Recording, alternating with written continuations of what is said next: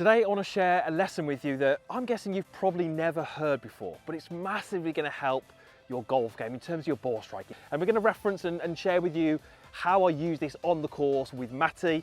We did a lesson on the course a few months ago now, but he really struggled with his ball striking, was thinning, fatting, and then on this 17th hole, after a few swing changes, he started to really hit some great shots and hit probably one of the best shots he'd ever hit into this green. So what is the concept? Well, it's what I call static ball position and dynamic ball position. Now, I'm sure you all know what ball position is. It's where the golf ball is positioned in your stance.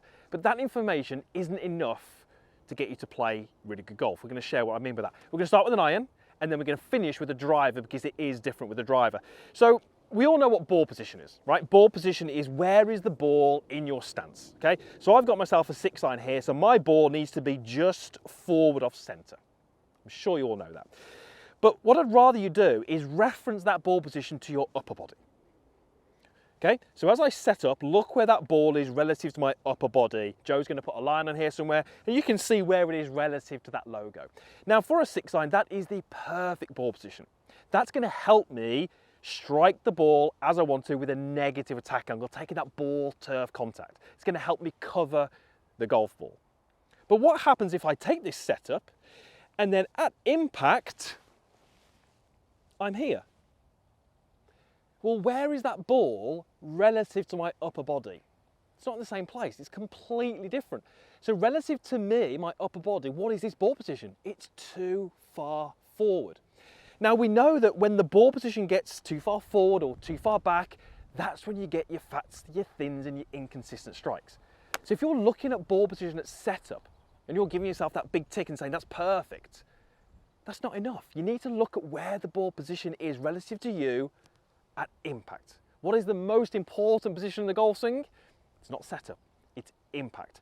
So when I take my setup to this golf ball and I have the correct ball position, I need to make sure that at impact, I have the correct ball position. And look at where that ball position is relative to me. Look at what my shoulder is at setup versus impact.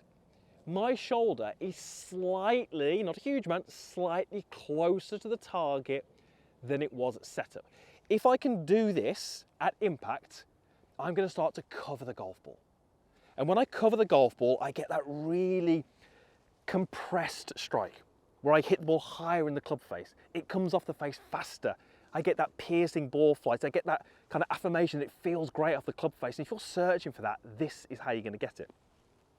So why was Matty struggling with this? Well, he was actually trying to get way to his lead side. That was his kind of goal. He was trying to get onto his left side because he wasn't striking the ball well. But what we saw with his golf swing is that he was actually moving to his left side too soon. He was actually moving over to this left leg in the backswing.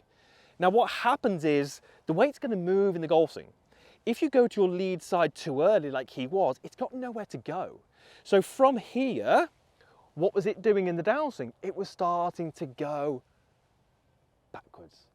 And as it was going backwards, what was he doing? He was trying to get to his lead side even earlier. And I say this all the time, golfers are struggling getting stuck on their back leg, so they try and get onto that lead side sooner.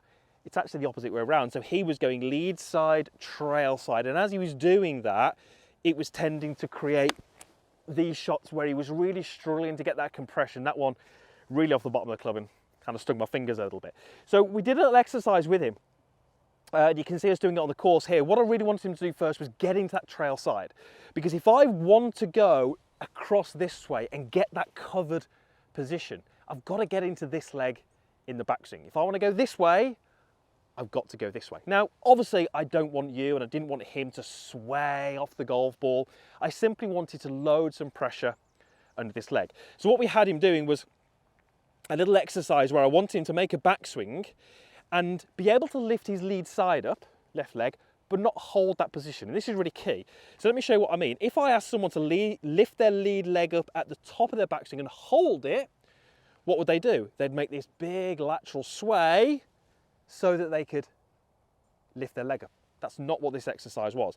This exercise was, I want the lead leg to lift, but it's got to feel like you're going to fall over when you do that. So watch what happens here. I'm going to go back, lift it, but I can't lift it for very long. That's the key, because what that tells me is it tells me I'm nice and centered, but when I've got to lift this leg, I'm shifting pressure into this trail side. So I'm rotating this way and lifting this lead foot. And what this is doing is it's keeping me centered, but it's loading into the trail side. Such a powerful combination.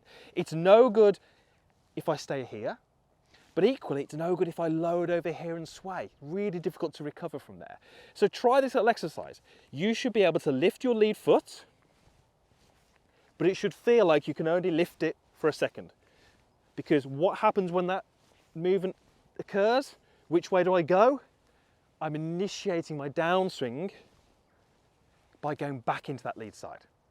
So that was the first little instruction, was to get him into that trail side to allow him then to move into his lead side. The next bit of instruction was to break the wall. Okay, think about what we said a moment ago. My lead shoulder at setup is here, and impact is going to be slightly forward of that. So key, that's where I feel on top of the ball, that's where I cover the golf ball.